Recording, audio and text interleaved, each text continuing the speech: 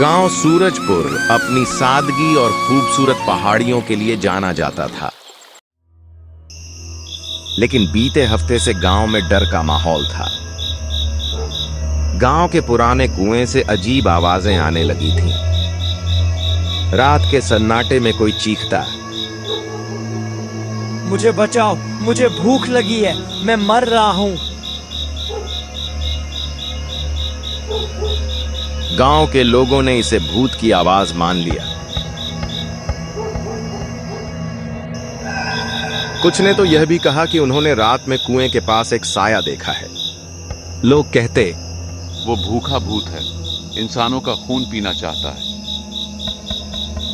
गांव में दहशत फैल गई। बच्चों को कुएं के पास जाने से सख्त मना कर दिया गया। हर रात वह आवाज तेज हो जाती।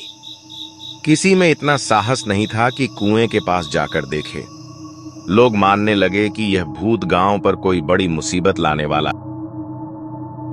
गांव में 14 साल का एक लड़का अंशु अपने साहसी दादाजी रामलाल के साथ रहता था। रामलाल, जो कई रहस्यमयी घटनाओं का हल निकाल चुके थे, कुछ दिनों से शहर गए हुए थे।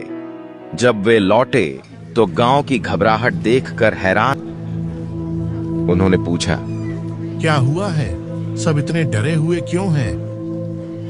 गांव वालों ने कुएं की कहानी सुनाई। किसी ने कहा, दादाजी मत जाइए, वो भूत बहुत खतरनाक है। लेकिन रामलाल ने ठान लिया कि वह इस रहस्य को सुलझाएंगे। अगली रात रामलाल, अंशु और कुछ गांव वाले साहस जुटाकर कुएं के पास पहुंचे। अंधेरा घना था और हवा में एक अजीब सी ठंडक थी। तभी वह डरावनी आवाज फिर से आई, मुझे बचाओ, मुझे भूख लगी है, मैं मर रहा हूं। गांव वाले कांपने लगे।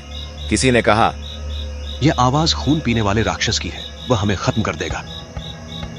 लेकिन रामलाल ने दृढ़ता से कहा, यह डरने का समय नहीं है। मुझे यकीन है कि यह आवाज किसी इंसान की है। रामलाल ने एक मशाल जलाई और कुएं में झांकने की कोशिश की। गहराई में कुछ हलचल दिखी। आवाज फिर आई, लेकिन इस बार कमजोर और करुण। पानी, भूख। रामलाल ने कहा, यह कोई भूत नहीं है, यहाँ कोई इंसान फंसा हुआ है। गांव वाले हक्का बक्का रह गए। कुछ को अभी भी शक था, लेकिन रामलाल ने अंशु और गांव वालों से कहा,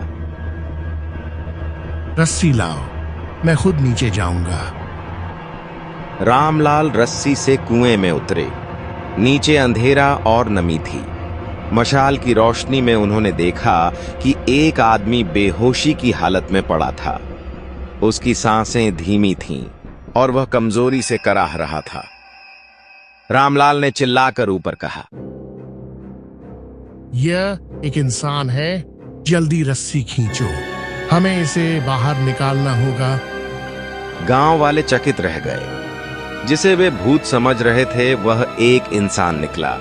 उस आदमी को बाहर लाया गया। उसने बड़ी मुश्किल से अपनी कहानी सुनाई।